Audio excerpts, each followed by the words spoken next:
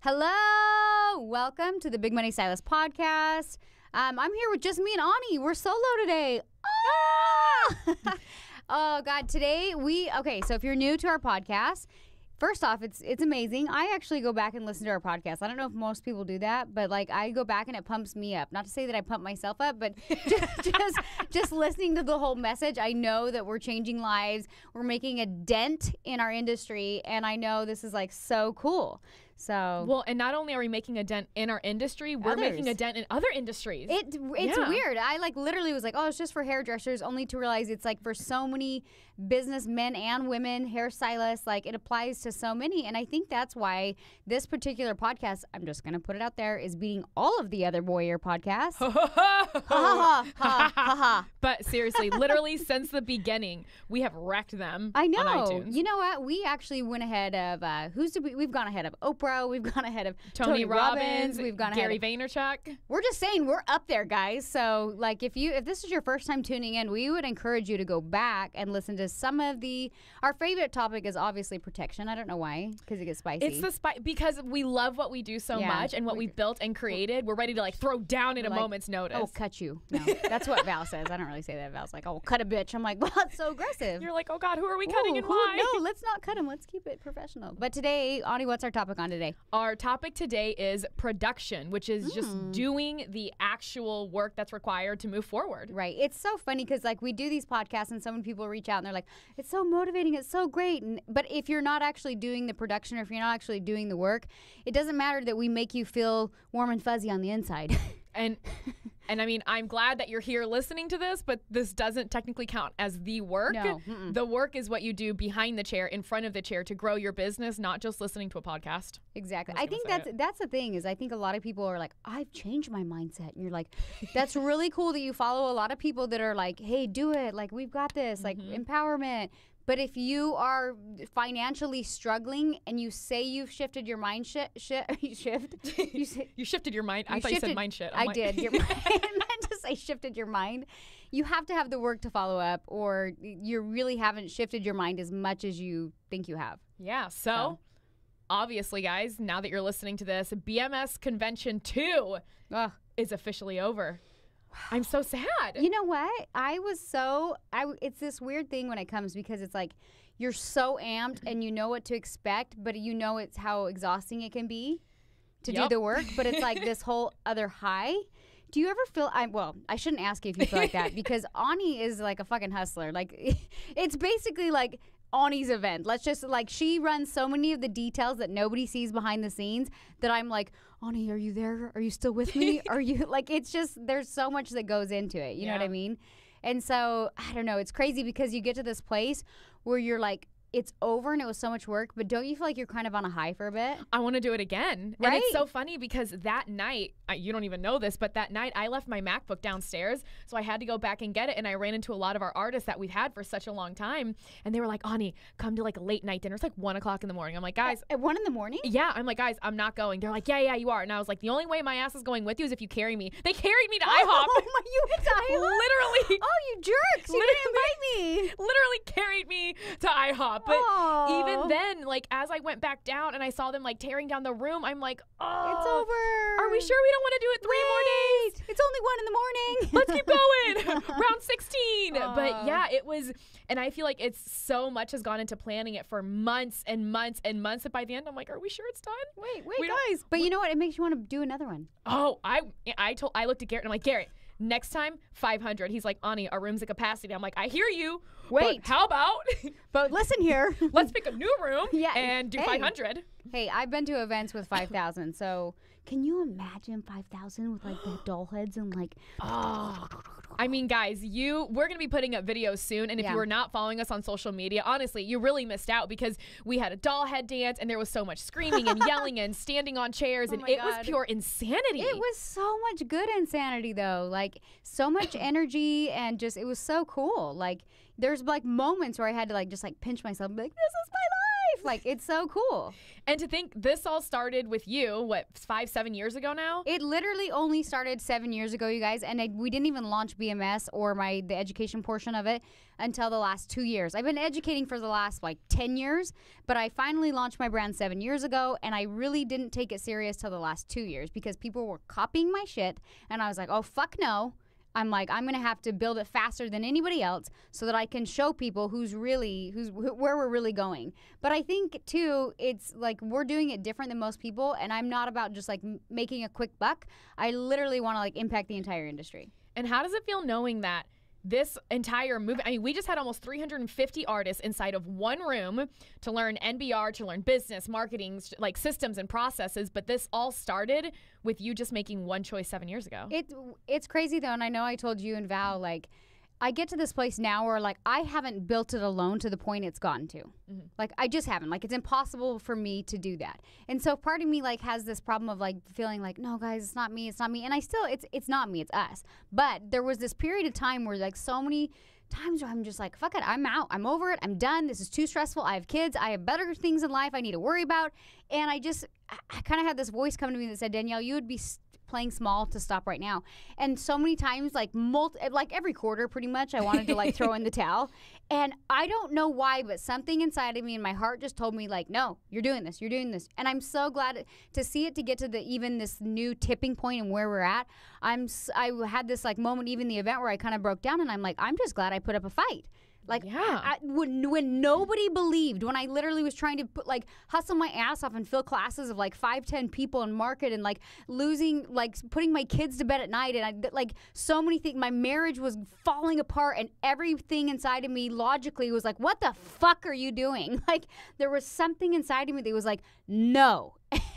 and I'm so glad that I kept fighting for it, because now like I said, we're at this new tipping point, and I knew I couldn't do it alone. And part of my journey was surrendering to not being such like trying to do it all on my own. Yeah. And then it got to this point where we had like people like you that jumped in and could be such a big role and a big part in this movement. So like, yeah, I'm glad I stuck with it, but thank you for like being where you're at today and like taking it to the next level where it needs to go. Oh my gosh. And I tell everyone, this is something I would never change for. I would not trade this for the world. You couldn't take me out of BMS if you tried. Like, I love it so much. And it's just it's crazy to think I've only been here for 7 months as a trainer, and everything we've done and accomplished in 7 months. And I mean, props to you for ever being able to relinquish any amount of control, because I laugh now and I'm like, you want me to get an assistant? I'm like, and have him do what? I'm like, I do everything. I'm like, I know. Oh, and that's so, and I'm even now I'm like, okay, you got to reel it back a little. You've hustled, you've grinded, we have all gotten it to where it is now. Yeah. But for it to keep growing, we have to surrender. And that's so hard. Yeah, I know. I always think, I'm like, I am so grateful for you, like, allowing me to do this. And because I'm sure it was so hard. You're like, this girl's coming from Missouri to do what? Like, what's happening? And now here we are. It's been it's been like a crazy journey, but I think that we all kind of know where it needs to go, and the only thing that really holds us back is like our own ego. And the minute we all kind of get on the same page, it's like we take another step forward and then another step forward, and then all of a sudden we're like, God, I'm so glad that like I just kept being willing to be like, push it to the direction it needs to go.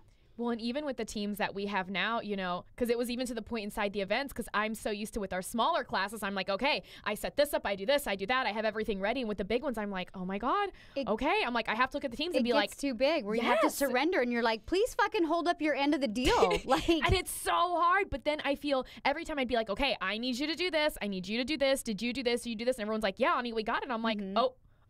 All right, we got it. And then it's weird because you're in this space. You're like, are you sure? Do you want me to double check? Did you do it the way I like it, though? Exactly how I like it, down to the T and letter. And I'm sure half the team are like, fucking Ani, yes, like, go away, we did it. But it went so smooth.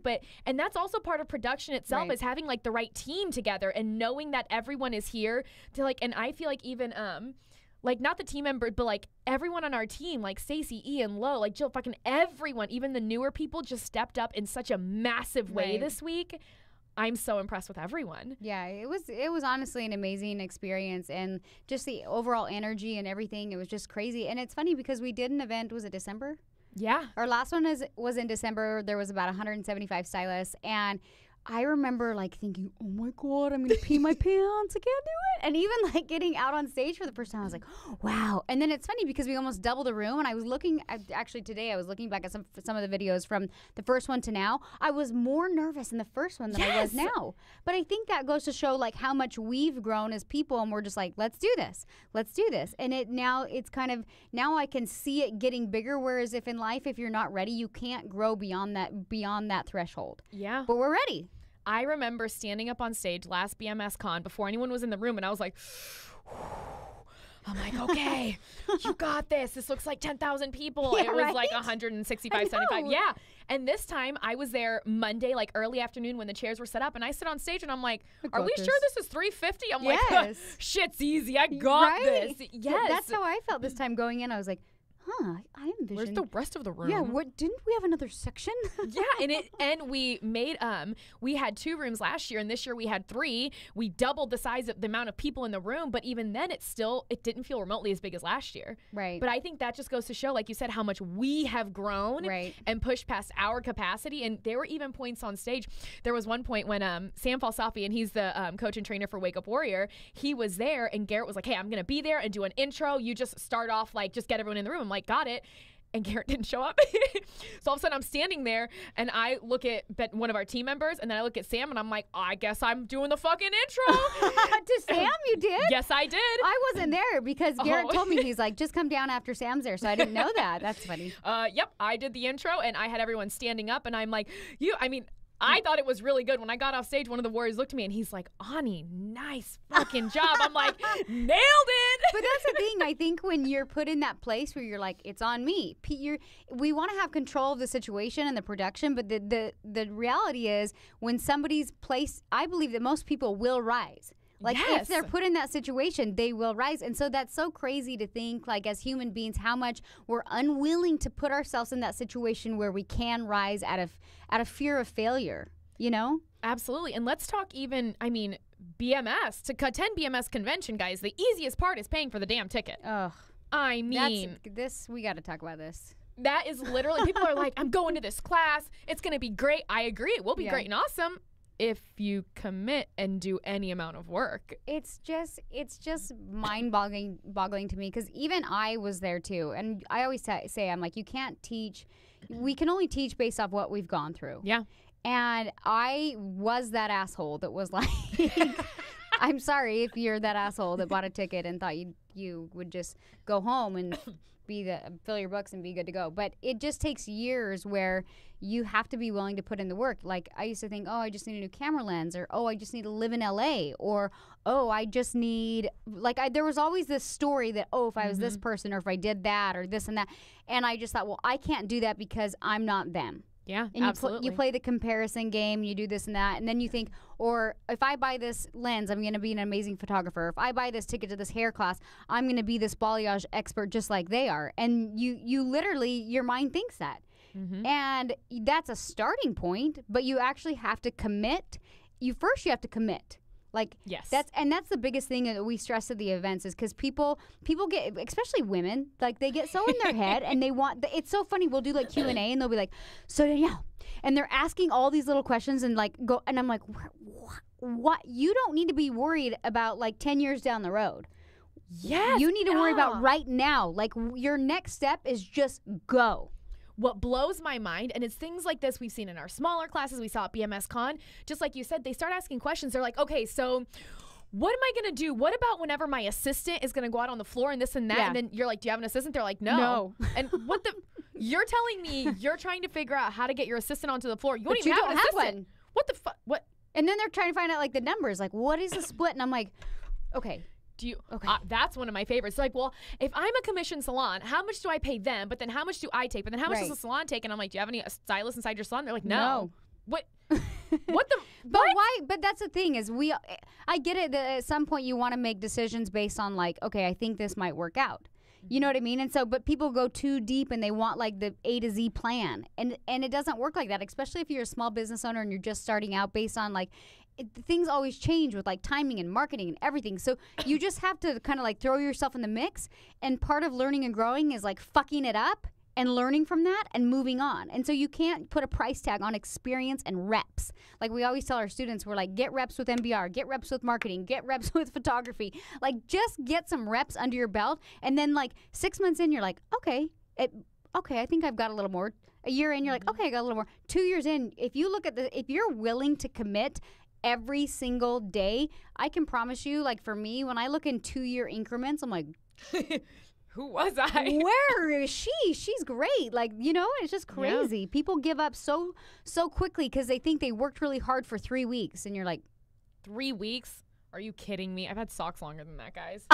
I'm just saying, come on. You cannot judge anything off 3 weeks. Well, but it's interesting you talk about power practice and really going through, and before you come to the class, really practicing NBR and getting just reps in. Right. There was a girl at BMS Con who, one of our pod leaders actually came up to me and she was like, Ani, there's a girl in my group about to have a fucking meltdown. They're like, I don't know what to do. I'm like, all right, who is she? So I went over there, and the minute I walked by her, because I'm so big on energy, I was like, she's like shutting down. I'm like, holy shit, she is on the ledge and about to fucking jump for sure. So I talked to her and I'm like, hey, what's going on? And she's like, I just don't know what I'm doing, and this is so hard, and I have anxiety. And I'm like, number one, tons of people have anxiety. Stop using that as an excuse for anything. I get it. I fucking hear you. I understand, but let's move past it. I'm like, deep breath in.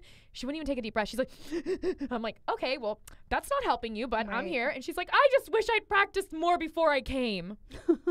Well, I'm going to go with that's an option that you had that you chose not to take because you assumed coming to the class for 3 days that you would just figure it out. You would nail it. And then you come to realize that, it might be a little more difficult than I thought, which means it might require a little more work than what you actually expected. And it blew my fucking mind. It's so funny. I remember when I first started my brand and I started going on like Pinterest and like looking, like trying to find like pretty pictures of hair. And I was like, oh, that's cute. I can totally do that. So obviously I could start a brand and I'll just take a photo and it'll look just like that. And I'm going to blow up. And it's just that easy, guys. Done. Obviously. So I started taking photos and I remember like literally being like, well, it doesn't, like I'd hold them up like side by side and I'm like, well, it doesn't look like that in the photo, but I know in real life it looked like that. Clearly the camera's wrong because my work was identical. Obviously it's the same thing. But sometimes it takes like that harsh reality of being like, we're not as good as we think we are at every level, but it's this healthy balance of striving to become better and be the best at what you do. And you get to this point where you're like, okay, I can acknowledge I put in some work and I'm really good, and don't like beat yourself down about it. Be like, okay, I did the work, I'm here, but never settle with standing still, because I feel like for me, if I stand still, I almost kind of go backwards a little bit. Oh, because there's no stagnant. You're either moving forward, you're either progressing or regressing. Right. That's what it is. And so many of the artists and students as well, they're like, well, and this is the one that kills me. They're like, well, if it's going to take me 6 hours and I need to charge X amount even more to make it worth my time. I'm like, no, motherfucker, you get faster. You get faster and you get better. You don't get to charge more because you're taking longer. I want to pay you less because you're taking longer. But you know what? That's like one of the things in our industry that's got to stop, because I used to, as artists, or any profession, the better we get, the harder it is to like raise our prices and do that, because we're like, oh my God, it used to take me 6 and now it takes me 2. So how do I dare charge that? Do you know what I mean? And even clients are like, it only takes you 2 hours, and they make you feel small, and you make yourself feel small. And so you're like, you stay in this bubble of like charging said dollars for like 20 years, even though you like have went from 6 hours to 2 hours, because you don't value like, hey, I've got a lot of reps in, so maybe I should charge a little more. And so that's something that I think artists, when you've been doing hair for a really long time, and maybe they've gotten to that place with color and cutting and other things where they're really good and they've got a lot of reps in, so they value their time at some level. But so then they introduce MBR into their books, and they're like, well, to make it work, I have to charge this. And you're like, you're not that good at it. Nope. And I'm sorry, but it's a new skill, and you're gonna have to like put in your time. And if you do that, you'll make way more than you did with just cuts and colors. You'll make like triple the amount. But a lot of people get so set in their ways, and they're scared to go back before they go forward. So they stay in stagnant level, or just like kind of just a smaller version. Yeah. So it's like we have so many women. I thought, I don't know if you were there, but we had a little bit of a Q&A, and it was with me and Garrett. And there was this woman who stood up, and she's like, I have this salon. She was 29. Mm-hmm. She looked stressed as fuck. And literally, I thought she was older than that. I knew that's where you're going with it. I was like, oh, she must not have looked great. Damn. She looked tired. And I remember I was looking at her and she was talking about her salon, and she's like, business is great and we like have too many leads coming in and it's just crazy. But she had so much pain in her eyes. And Garrett, he told me the other day, he said he brought up Kate Spade, and he said, she committed suicide. Yeah. And everybody, she was a huge mogul. She'd like done really well for herself, had probably more than enough money to pay for ever.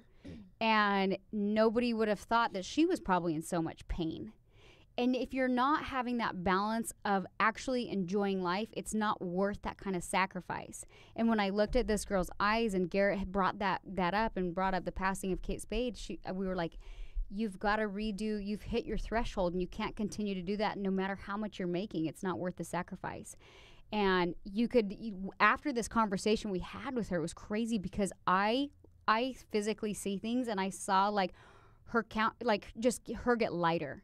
Like she was like, oh my God, like she needed permission to, like she knew she was like headed into the dark zone. Like she knew, you could see it in her eyes. Like you can see when people's eyes, it's like you look at them and the lights have gone out and you're like, it's vacant. And there's like, and she was at that tipping point where before it went too dark, and we were like, no. And you could see her like kind of like have hope, and you could physically see her kind of like, okay, like I know what you need to do. And that's what's so cool. Like I get it, it's so hard, but that's why I even think with our mastermind it's so important, because we have such a good community of stylists now and so many in there that people, it's hard. Like even me, like I revert back and I have to like jump into my own personal tribe. I have to jump with Garrett. I need a pep speech. You know what I mean? Oh, everyone does. Everybody at some point, does. Yes. And so that's what's hard, is like being willing to like do the work and say, no, I'm going to do it. I'm going to do it. But there's going to be moments where you're like, this is really hard. And it's good to have that support team help you on your journey. And everybody, regardless if you're in hair or you're not, should have that tribe and should have that support team so that you don't go dark. Well, and it's crazy because I know of a lot of the artists, when they talk to me, the first thing they say is they're like, Ani, do you sleep? And I'm like, yeah. And they're like, no, we might actually be worried about you and how much you work. But for me, it's not like, oh, I work so much, woe is me, because I love it so much. And how you just said, like, sometimes you need that pep talk. I was at headquarters earlier working, and I was today? Yes. God, Ani. In case you guys don't know, it's Saturday that we're recording this. It's cool because you talked to me about hiring somebody, so I know you're at that place where you're like, this is the next step. Well, and I know, and I was like, oh, maybe I shouldn't say I'm going to headquarters, but it's fine. But I was like, okay, a lot of stuff needs to be done. I'm just going to go in. And as I'm sitting there, and I was sitting there, and I was like, fuck, I'm so tired. Yesterday was the first day after our event. I took 2 naps. One was 4 hours, one was 3. And I'm still feeling a little tired, guys, but it's fine. But even at headquarters, I'm going through and I'm in the network and I'm reading like messages, because I think I had like 25 some like private messages, and I was like, what happened? And I'm like, just kidding, it's the end of an event, that always happens. Right. And I'm going through, and so many of the girls reached out to me and were like, I just want to tell you thank you. They're like, you have pushed us, you've done this, you've done that. And one of our artists, Amy, she was like, I can't tell you how much I love you. She's like, I thank you for everything. She's like, you are not just, she's like, it's more than just like hair or a class. She's like, you and Danielle and Val, like, you guys are changing everything. She's like, you're making marriages better, you're making lives better, you're helping like children have better lives. And then she goes, you need to take care of you. She's like, we can't do this without you. You need to take care of you. I immediately started crying because I was like, oh my God. Because you've hit that fatigue. Oh, yes. And yeah, I'm the first to admit I'm exhausted. If you're looking at the video, I know I look tired. Don't point it out. It's cool. But but even then, like, just hearing our artists like say that, I'm just like, and half of it is like pushes me to want even more, because she was in a dark place, like brink of divorce. Like, it was not great where Amy was at. And now like her and her husband are doing great. Like, her kid is doing better. Like, it's just so much better. But for her to be like, I love you, please take care of you because we need you, I was like, go right into the heart. Like, because you probably needed to hear that in that moment. I think when somebody speaks truth to where we're at in life, that's when it's like, bam, and it hits you like right in the heart, and you're like, shit, they know me. Are they in my head? How do they know this? You know what I mean? So it was so crazy. It was such a cool event, and it makes me want to like do more. But I've hit that breaking point so many times. Like I said, I had this like 3-year window where I wanted to like throw in the towel like every other week. And because I was like, and I wasn't even at the scale that we're at now, but I was trying to do everything, like everything. Do classes, follow up, do hair, be a mom, like everything. I had too many hats going on. Like, yeah. Too many hats to the point where, like, I remember getting so exhausted that I don't know how to describe it, but you want to, like, you're so grateful for where you're at, but you literally want to just, like, break down and cry. I know what you're talking about because I have been there a few times. But it's good. It was so funny. On the last night of the event, I looked around and it was 1 a.m. and I had to take off my shoes and my feet felt like they were bleeding. And somebody kept bringing me, well, it's not somebody, it was Ian. He kept bringing me over a drink and I'm like, thank you so much. And I'm sipping on, I didn't realize I was sipping on straight tequila. Damn it, Danielle. I know. No. I literally was I'm going to have 1 glass of Chardonnay. I had 1 glass of Chardonnay and he's like, do you want a drink? And I'm like, yeah. And I'm like sipping on tequila. Here's a tequila bottle, Danielle. God, I know. So at 1, all of a sudden I'm like, oh, it like, when all of a sudden it just hits you. And I was like, Jesus. I was like, I got to go to bed before this shit show goes crazy. But it was funny because like everybody was kind of like the party was ending. And we're walking upstairs, and I hit this point of, like, overwhelm, and I just started crying, and Garrett's like, what is going on? I'm like, I'm just so happy. I just love it so much. And it may have been the tequila talking, but. Maybe, but. But I had that overwhelming sense of, like, love and joy and exhaustion and everything, and I was just like, it's so awesome. And then I went upstairs and passed out, so. I mean, but that's even how I felt today at headquarters after reading some of these messages. Like, yeah, I teared up and cried, but then after I read them, I think I sat there for, like, 15 minutes just bawling my eyes out, like, holy shit, like we did this. And to know that like I had a hand in this and a part in this like still blows my mind. I think every single day that I'm here and I'm doing this and it's making such a big difference, but it's not like, yes, it started with you and now it starts with like all of us, but it's them also doing the work. So when they come to me, they're like, thank you, you changed my life. I'm like, no, I didn't. You changed your life. Like we had a step, we gave you maybe a shove, which I want you to know, tons of people at the cocktail party, they were like, Ani, I need you to give me a kick in the ass. I'm like, can I get this on record, please? People do. It's true. Yeah. I'm like, I need that on record and signed by you for when you're pissed off at me for yelling at you. I was going to say, that's the funny thing is when people are like, I didn't sign up for this shit. And you're like, actually, you did. I want to remind you that you did. And then it's like, okay. And it's so funny because you have to kind of like let go of your ego and submit to whoever like the teacher is in that moment. Because I'm sure there's artists even in the room that are like, I'm not the best artist in the room, but when you come and you sit down and you're taking a class, if you submit to the process, you will learn and grow more as an individual. Absolutely. Like you just will. And so it's like that balance of like, okay, I'm here, I'm going to do the work, I'm going to submit to the process. Even when your ego steps in and is like, I'm a good stylist, I don't need this. Like if you submit, you will be successful. And there's so many people, like even when we offer the mastermind after, there's people I know that need it, but I'm like, and what's so funny is like the how we lay it out. We're like, if you join Mastermind, you will like everybody in it is you'll pay for your membership with just 1 new client a month. One client, and then everybody in the Mastermind is like, oh, I doubled my income. Oh, I tripled my income. So I'm always like dumbfounded when people don't sign up. I'm like, weird. You don't want to make more money. What the fuck are you here for? And I get so pissed. It blows my mind. But it's an ego thing. They're like, I don't need this. I got this. One of our artists went from $7,000 a month to $43,000 a month in 8 months. 8 months. It's so ridiculous. When I hear numbers like this, I like those warm fuzzy feelings come back into my heart when I fought really hard to like do this and I knew the impact it would make.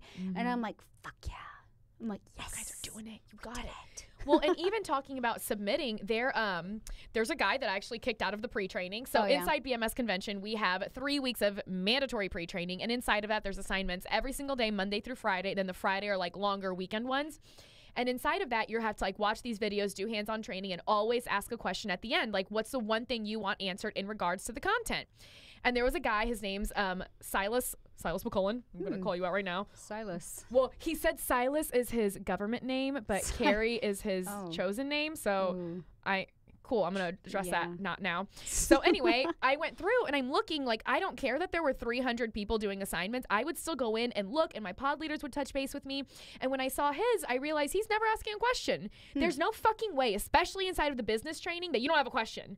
There's always a question, actually inside of everything. Yeah. If this is your first time with NBR or learning the BMS like business portion. There's always a question. yep. So I commented to him and I'm like, hey, Carrie, Silas, whatever your name is. I'm kidding. I called him by Carrie. But I'm like, hey, I hear that I'm looking at your assignments and I noticed that you are not going through and asking a question on anything. So this was Friday night. I said this was Thursday night. I go, so by Saturday night, I want you to go back to all of the assignments that you have not written a question on and ask a question. Are we clear? This motherfucker commented back and said, not going to happen. Oh, I'm sorry. I just want to be clear. You're telling me you paid to take this class to be trained by Garrett. Oh, no, but I hope you're listening to this, you fucking dick. Okay. I'll tell you what I did do to him, though. But I'm like, you're telling me, like, you paid $1,000 to come to this class, to learn from Garrett, to learn from Danielle, from myself, from Coach Val, and you're going to tell me no when I tell you to do, like, an assignment? Not going to happen. Not going to happen. So you want to know what did happen? I went through, I deactivated his account inside of our software. I refunded him the money and banned him from all future events. This is clearly not for you. If you're not willing to go through and do the work and give it time and effort and intention, you don't belong here. And I'm not going to have you dragging down the rest of the artists or wasting my pod leader's time because you want to be a dick. And let me tell you something, to even get into one of our classes, you have to go through and actually have an interview with Coach Val or myself. Like they know what they're stepping into. Yes. Well, I'm the one that interviewed him. And here's what's very interesting, I realized. Because I'm a woman and I am very aware that I didn't like that. Oh, yes. I have what some might call a masculine or alpha energy, which I'm aware of. But even on the phone during his interview, there was a little bit of like pushback, which for me, I'm like, I don't fucking care because at the end of the day, like, you want results. Yeah, and motherfucker, I'll wreck you if you come at me. Like, I'm not playing this game. You want this, you got it, but I'm not doing this. And so I was like, it's like an ego thing for him because I'm a woman. Like, I got it. I don't really give a shit, but come on, it'll be fine. But then for him to do that, do it publicly in front of our students and our pod leaders, I'm like, I can guarantee you it's not going to go well. And it didn't. I banned him and he definitely did not come. I think it's so interesting because it's like me, you, and Val kind of running the show and Garrett comes in and helps. But honestly, the majority of our students are women right now. 99%, yeah. But you know what? Like, I don't really care. I'm like, we're just going to continue to push forward because we know what we're offering is giving results and tons of value. And you know what's interesting? Like in the beginning when I was teaching, I would get so pissed because people would be like, MBR doesn't work. And they just, like, I felt like I was giving them, like, everything. Like, and I wasn't even charging a lot teaching then. And I just felt like I was giving them my heart and soul. And everybody who shadowed me and trained with me, like, I cared so much about it. Like, so much of my heart and soul was in it. And so then it, like, this was, like, when I wanted to give up and was like, screw it. It's so many people, like, I'd teach them and give it my all and then be like, they'd come back and be like, oh, MBR is shitty. It doesn't work. Stupid this. Oh, Danielle, she's blah, blah, blah, blah, blah. And they, like, judge me as a person and all this shit. And I'm like, oh my, and people that I like sat with and like genuinely connected with, and I was like, you got this, you got this. And what I realized is I was giving them the tool, but I wasn't holding them accountable to do the fucking work.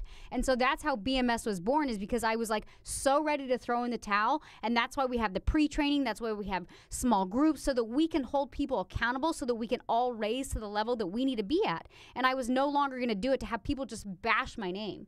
Like I wasn't going to do it anymore. And so that's when I hear when people come in and they're not like doing the work, now it's at the point where I'm like, we're giving it our all. We're giving you the pre-training and everything. If you don't want to submit to the process, like, it's not your time right now. And I know the last time we talked about protection, we talked about that girl Alaska who bailed in the middle of a BMS intensive, our small class. Well, interestingly enough, she sent me an email during like the middle of convention, which I'm sorry, but to me it was still funny when I read it. And during the class, like, she just had such, and I said it before, but it was like a very negative attitude. Everything I would say to her, she would roll her eyes. She was resistant to the entire process, was not wanting to do the assignments, like literally told Val no, she wasn't doing it. Right. Told me no, which obviously did not go great for her, but because I was like, I can guarantee you, you're going to do this right now, or no. So even then, the email she sent me, she's like, I feel like it was false advertising for BMS because she goes, I did not know it would be, and I would like this, let me preface this, she never met Garrett and never met Sam Falsafi, who's one of the trainers for Warrior Week, never met them. She only knew me. And so she's like, I did not know it would be such a hostile military-like work environment. The funny thing is, I'm sorry, we put them up at the Surf and Sand, which is a 5-star resort. We pay for all of their meals. Beachside. What? Very hostile. I'm sorry about that. Insane. And what's funny is one of our students is actually in the Army. And so the BMS baby, Michelle.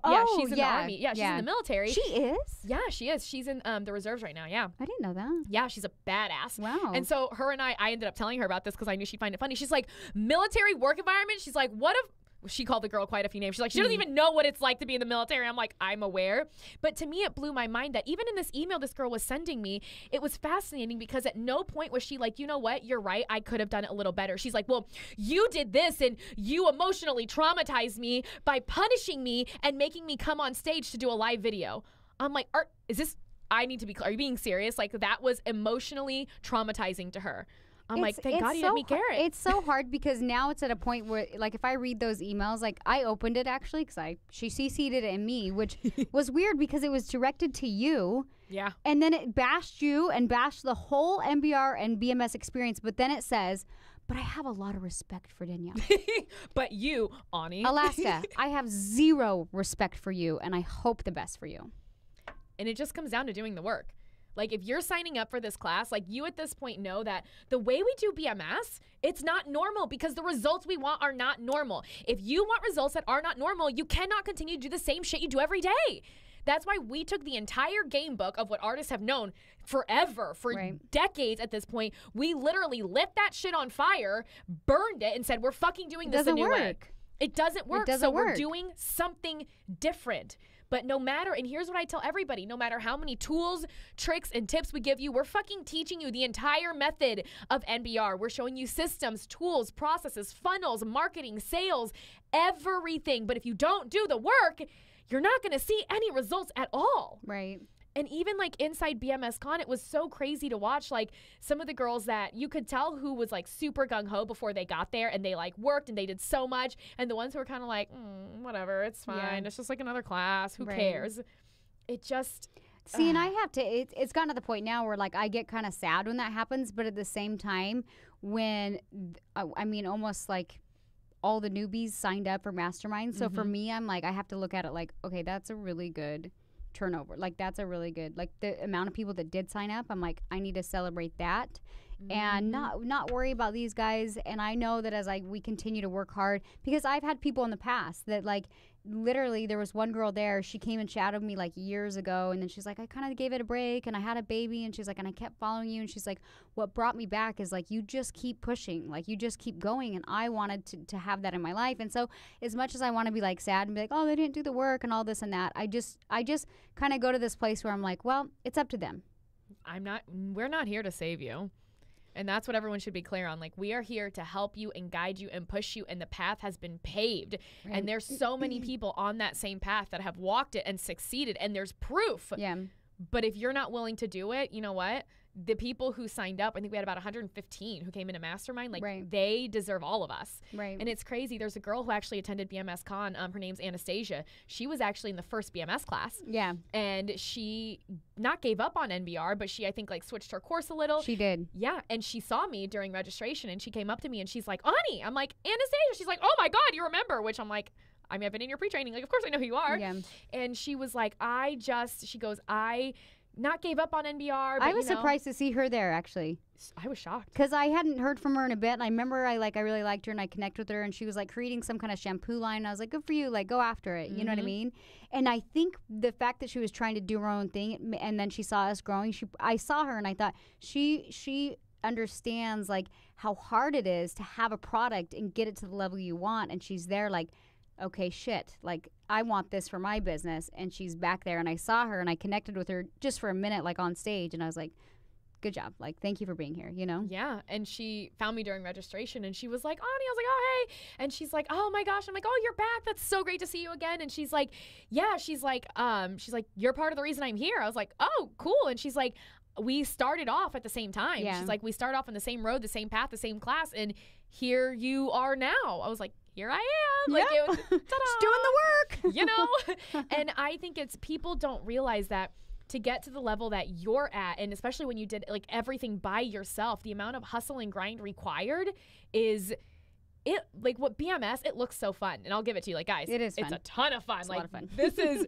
I will never take away that. I call all event weeks Christmas week, and BMS Con, everyone's like, Ani, this is Christmas on Coke. I'm like, I know. It's going to be such a great week, though. Right. But as fun as it is, like, this took months of planning beforehand. And even now afterwards, it's Saturday, and I was still inside headquarters still working.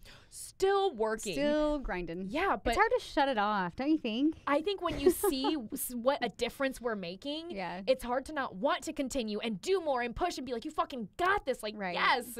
I have to keep myself busy because I get to this place where I'm like, I can't, like, because I'll always be like researching and working on stuff and just like my mind's always going and I'm like, oh, turn off mind. And so I have to like focus on something besides work, and that's when I'm like, okay, what can I do today? I'll go get my nails done. I'll go do this. I'll go, because it's like when you're in that hustle and grind mode, it's so addicting, but at the same time we have to create balance in our own lives because that's kind of like ultimately what we teach. But when you catch that bug, you're just like, oh, just go. I want to do more. Even today, my plan was to go get my car detailed and then maybe go get a new car. Like, that was my plan, but then I was like, God, no, I got to go to work. I'm like, I need to do this stuff first. You know I have a mobile detailer that will just go to your house.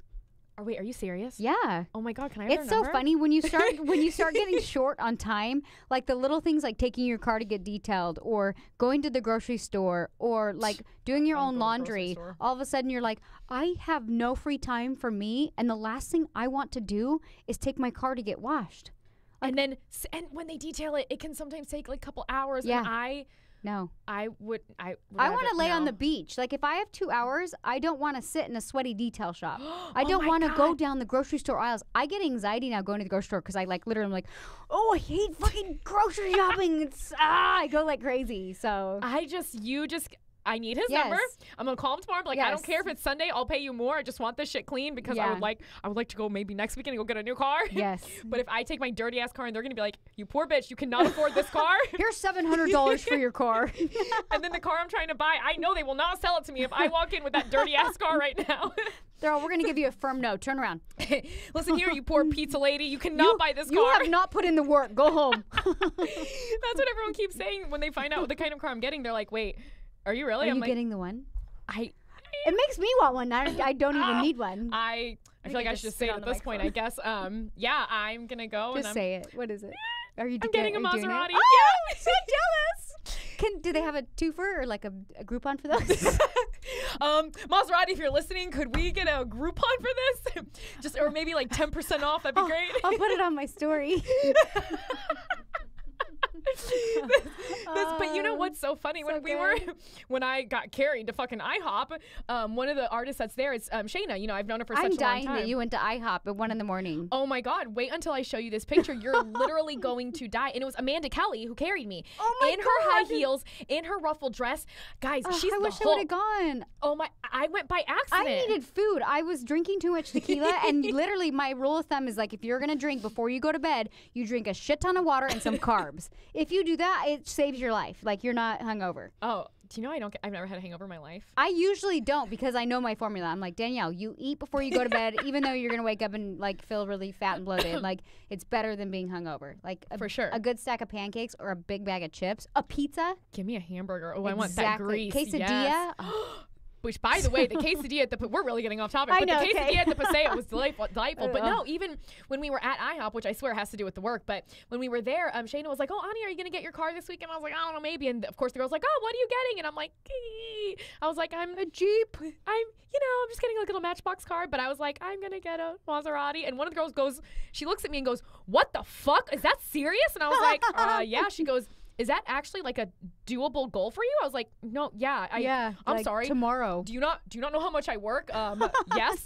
Yes, it is. But I didn't even think about it until I was like, you know what? That is not insane. But the life I lead now is such a reflection of the amount of work I've put into everything. Isn't it crazy too, though? Because I think in our minds, like even like the home in which Garrett and I purchased last year, if everything was like, no, you can't, like, you're not worthy of that and you can't do it. And I was like, Garrett, like, we're there. Like, we're doing this. And I think it's hard. Like, you have to actually, like, give yourself permission. And for us, like, even if it's a car or a house or anything, as much as it sounds like very showy or whatever you want to say it, like, however you want to say it, when I put these goals and I buy a nice car or buy a nice house, I level up as a person. Like, yes. I don't know what happens to my mind.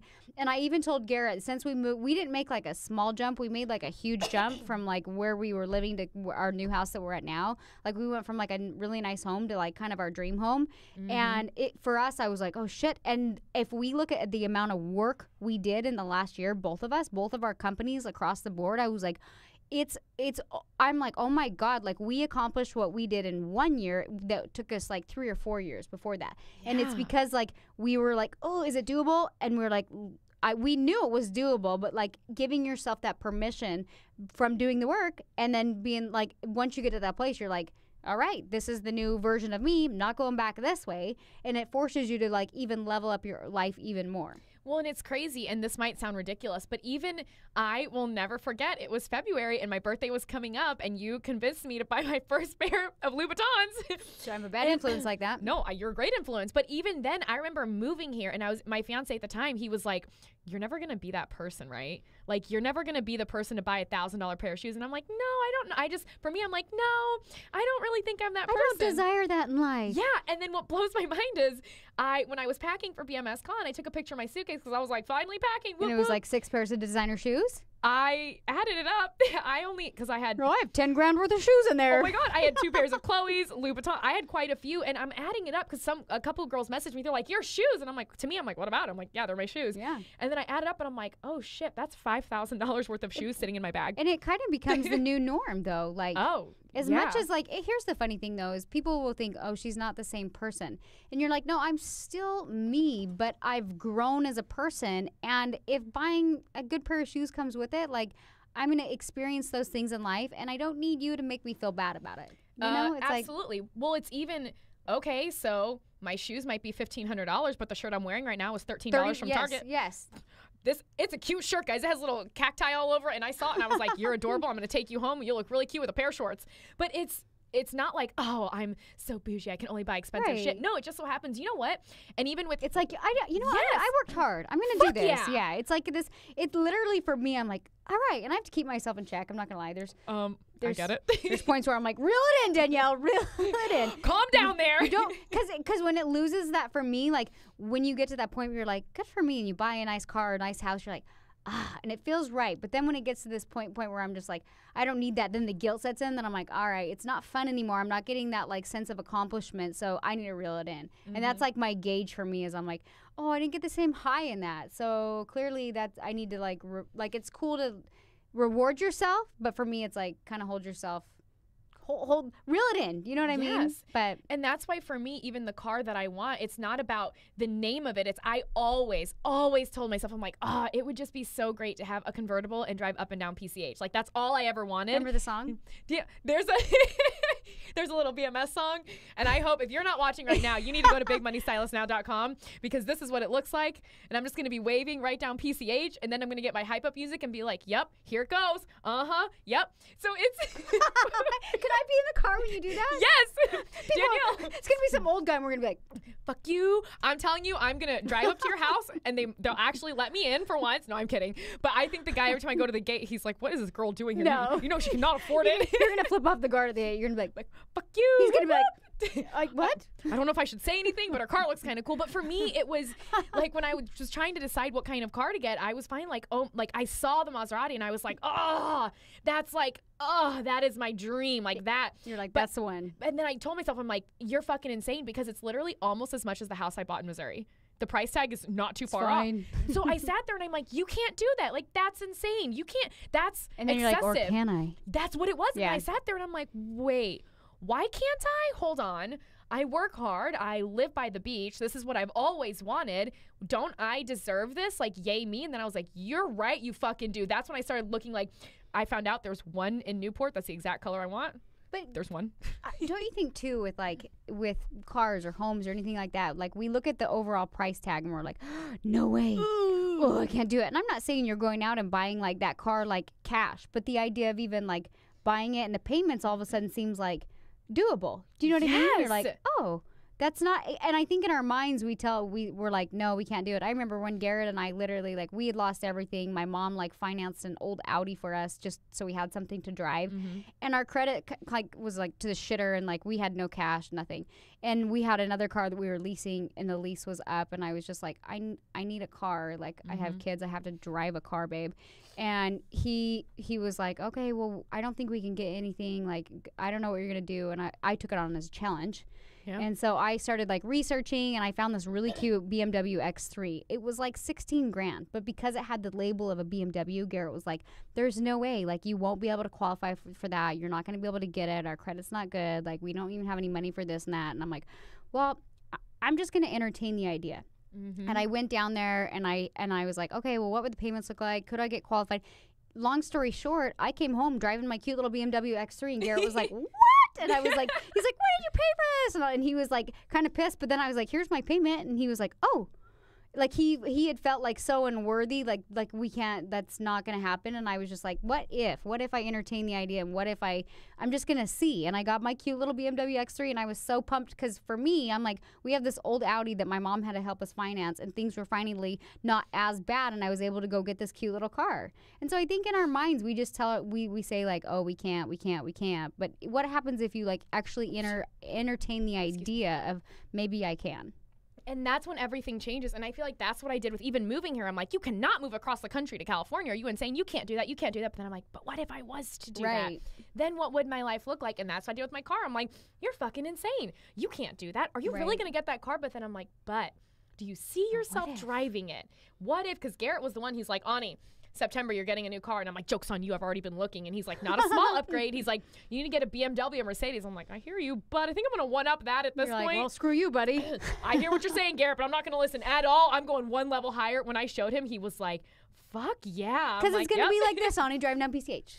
Whoa, fuck you. Just kidding. Okay, we're just kidding. But it is funny. I could not stop laughing at BMS. It's this song that every time we play a training video, it's like this cheesy, like you just envision like Snow White, birds chirping. And I was like, I'm going to make you a soundtrack for your car. And you're just going to be living your best life. And now people keep asking me, they're like, is your license plate going to say BMS? And I was like, what should my license plate say? And someone goes, is it going to say motherfucker? I was like, I don't think you can do that. I'm like, can I shorten that into 7 letters? Because if so, I might.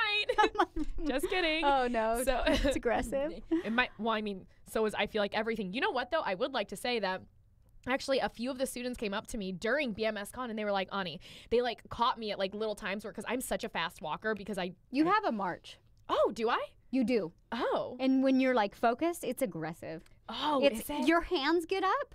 You literally have a march. Oh. You didn't know that? No, I just knew I walked fast. That was it. You get in like I call it like the mom walk. Like when I speed walk, that's what I look like. I'm like, getting shit done today. Best mom in the world. Like that's what your walk looks like. Oh my God. Ladies, you know what I mean. It's like the power walkers. That's what you do. Really? But it's like a little more aggressive. It's like a heavy power walk. I had no idea. I knew I walked very quickly. No, and it's a power walk. I thought it was the look on my face that made people like get out of my way. No, it's the arms. I didn't. To move that fast, Ani, they can't be flailing around. It's got to be a stance. I had no idea. Yeah, no. I feel like I need video of this now. Well, I only know because I speed walk, and literally I'm like, I want to walk faster, but you can't leave your arms down. It's physically impossible. So you have to hold them up. This is hysterical. You guys have to watch the video today. It's too funny. I'm telling you, go to BigMoneyStylistNow.com and watch it because it's pure shenanigans in the studio. I'm like laughing so hard. Okay. But anyway, they caught me at a time where I like stopped, and I was not apparently power aggressive walking. So sorry about that. And a couple girls came up to me and they're like, hey, I just want to tell you, we're very aware of your reputation, and you have a reputation. I was already like, oh God, I don't think I'm going to like what I'm hearing. But they were like, you have such a reputation of being like the hard one and the mean one and the strict coach and this and that. Nice.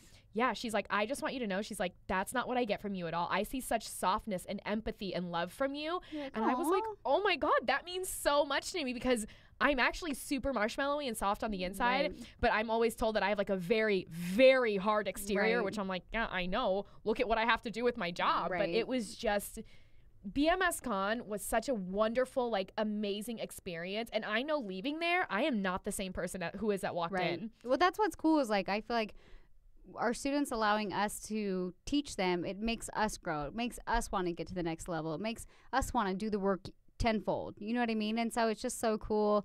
It's like they're helping us and we're helping them, and we're all moving forward together as a group. Yeah, and even the pod leaders, when they came in, I don't know if you know this, one of our pod leaders actually had a borderline panic attack because there was guys, our job it's not easy. Let me just say that, especially I know with myself, because I have to control all of the energy. It's hard, and there's a lot of super heavy shit that happens during graduation. One of the girls, when she was sharing, she's like, I didn't know if I'd be able to stay all 3 days. I've been throwing up every day. And I'm like, God, really? Like, oh, that's so shitty. Like, she got food poisoning. Then she's like, I'm bulimic. I was like, oh, fuck. And hearing that, I can't let myself take on that energy because that's what's tricky. It's so hard. Well, one of our pod leaders actually had to leave class for a minute because so much heavy stuff was happening. It was giving her almost like a panic attack. And so I talked to her later, and she's like, I'm sorry that I left. And I'm like, dude, I get you more than you know. But now our pod leaders also, I feel like, have insight into what me, you, and Val do. What they're like, this shit's not easy. I'm like, no, it's not. Yeah. It's a lot of work, and it's hard, but it's so rewarding that they're like, let's do it again one more time. It is hard. I think it's funny because I think even as hairstylists, people don't understand how physically taxing our job is because we're on our feet all day long. We have to manage the energy of every single client, and girls are always freaked out about their hair. And so even if it's a new client, sometimes they come in with anxiety, and there's so much that goes into them than just the art. It's literally, even if you're not you're not on stage teaching or whatnot, like being a hairdresser is physically exhausting. Like it's just, there's so much that goes into it in balancing the energy of people and making sure that they have a really good experience. It's super stressful. Yeah. And it's funny too, like speaking the first day, because the first day I'm always a little more nervous. And I was just so tired by like 3. I was like, I need to like go take, I couldn't, like, I wasn't used to being on stage and training at that level. And then like the second day I was like good to go. And then the third day I was like, let's do 3 more days. 16 more days. Let's do it. Well, and for me, it's funny, when I moved to California, I stopped drinking soda. I stopped eating fast food, excluding In-N-Out, but that's not fast food. It's just delicious. That's fast food. No, it's not. It's wonderful. And I won't let you ruin it for me.